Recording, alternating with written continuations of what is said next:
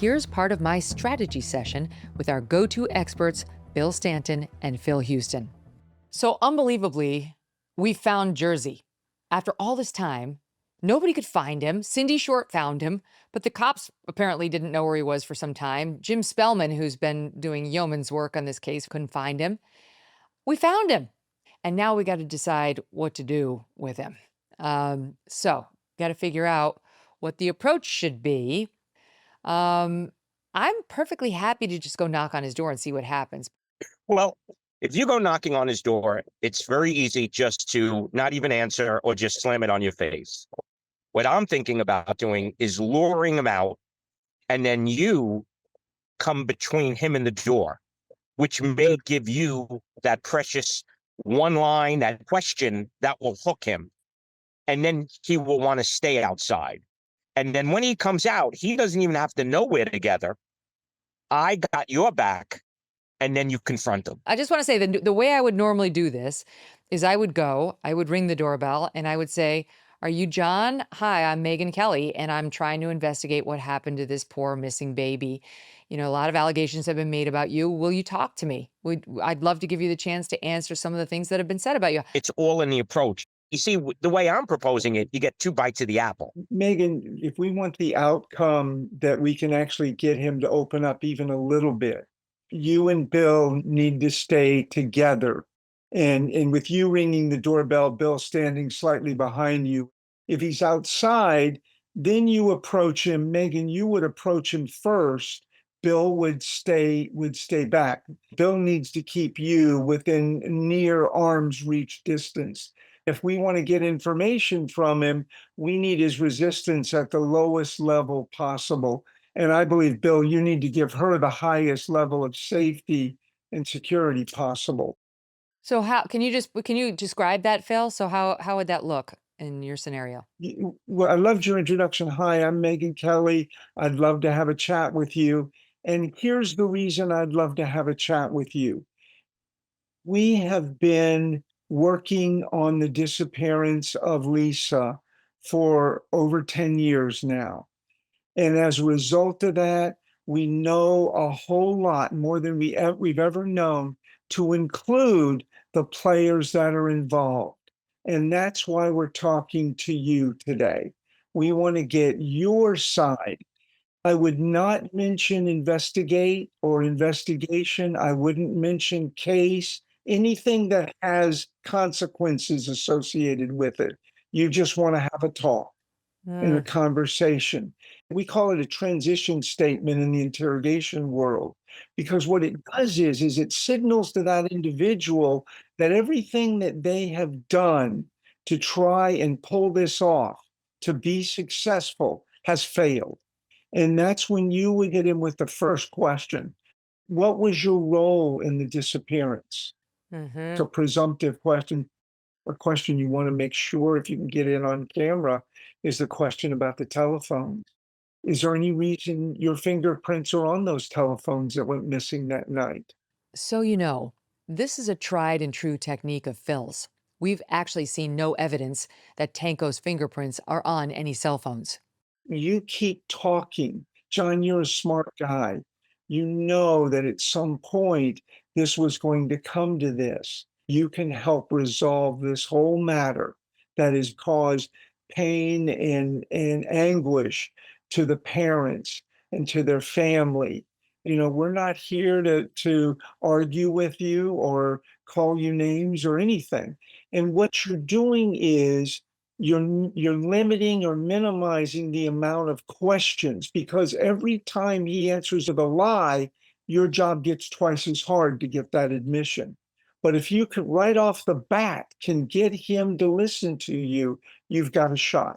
We could talk all about the questions, but the first phase is getting him to stay. The further away getting him outside that front door gives her more time. Time and distance give Megyn options, because unless we get that engagement, all of this is for naught. I understand, Bill, but I think you may have a chance to get him to open up a little bit. So, Phil, psychologically at that moment, what are you trying to do? Build him up into thinking like that you actually believe he could be helpful, that he's not an adversary or a target, but that we're all in on this together? Without trying to buddy up or cozy up to him. You don't want him to make a denial. Once they deny, that really makes your job difficult. And so when you see them start to make a denial, what you want to do is say their name. Whether people realize it or not, one good way to interrupt a person, stop them from talking, is to say their name. It just instinctively people shut up when they hear their name. It's a three-step process. You say, John, hang on. It's a control phrase. John, hang on for a minute, okay?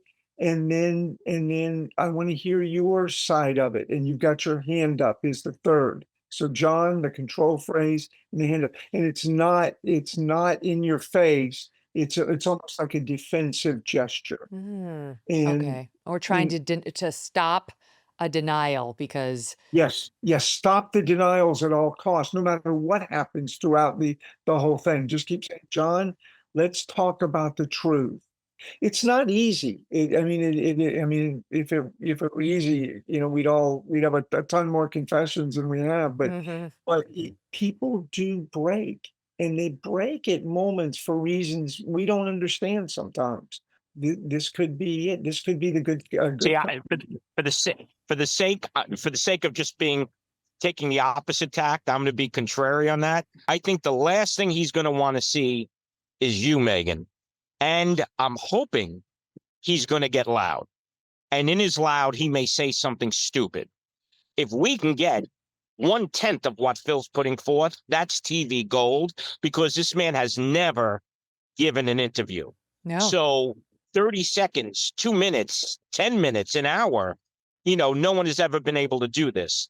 I just don't see him changing now as we pull up to his home in the cul-de-sac. Bill, I'm gonna do something I've never. I'm happily wrong. Well, Listen, I'm happily wrong. You're absolutely wrong. We do this all the time. I will eat my shoe on Megyn's camera I hope that and happens. be happily wrong. And Yeah. be Double happily win. wrong. I am not anticipating. I am not anticipating a full confession by any stretch. But if you got, for example, an acknowledgement that he had those phones and he did something with them and so forth, that's tantamount to a confession. No, I get it, but it's all about the engagement. Does he take the hook or not? Bill, It's the opening 10 seconds. If Megyn doesn't hook him in 5 to 10 seconds, then there's nothing. Bill, I've talked to terrorists who are far, far more conditioned not to give up information, and they talk if you approach them in the right manner. I feel like we're formulating a plan where I kind of I like what Phil is saying, like where we show up, we're kind of open about it. We don't pop out with cameras. It's clearly you and me, Bill, walking to the door. You're close, but I'm like in the lead. And we ask to speak with him following, loosely Phil's script. Yes. Now, what about Phil right at the top when I ask my first question and he gives me the line that my lawyer told me not to talk about this. I'm not talking about this. Okay. You could say, John, look, this is not about lawyers. We're not here to bring harm to anybody, including yourself. We just want the truth. And you have a very critical piece, of information and that will help this get resolved. So if he's talking in any way, in a confrontational way, in a confessional way, in a friendly way, I'm going to be wrestling with saying, would you mind if I bring my cameras in and we can have the same conversation? Because I think that will shut it down. Now, I'd much rather have his agreement to doing it on camera. I understand why we have to do it with the undercover camera, and I think that's a good idea.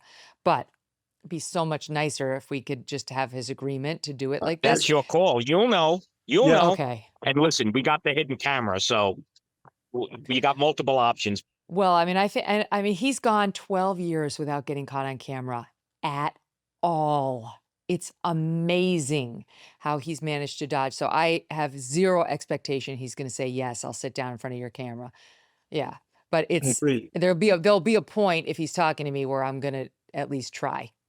Yeah, that's how I would have done it if I were in your shoes. Okay. This scripting, this is what I and my colleagues have done for years and years and years. And it just works. It works often when nothing else does work. Wow. Well, if we manage to emerge with actually any sort of meaningful comment, never mind confession, but meaningful comment from him on this, I mean, that'll be huge. Like I say, nobody's even seen the guy. You'll have gotten what nobody else did. Nobody else has. Well, and honestly, just in all fairness, we want to go to him and give him the chance to confront these allegations that have been made. His name keeps coming up. We actually do want to hear what he has to say about all of this. This is his chance. You don't go out and buy a life jacket when the boat is sinking, and you don't buy gold when the economy has already collapsed. Clearly, others are heeding this advice as gold hit all-time highs already this year. It's not too late for you, too, and you could have Birch Gold help you diversify into physical gold. Birch Gold specializes in helping you convert an existing IRA or 401k in whole or in part into a tax-sheltered IRA in physical gold, and for no money out of pocket. One recent 5-star review said Birch Gold was, quote, knowledgeable, helpful, non-pressure. Get your free info kit on gold by texting the letters MK to the number 989898. There is no obligation, just useful information. With an A+ rating from the Better Business Bureau and countless 5-star reviews, text MK to 989898 and let the experts at Birch Gold help you secure your future today with gold. Thanks so much for watching. If you like what you just saw, hit the subscribe button for more clips and full episodes.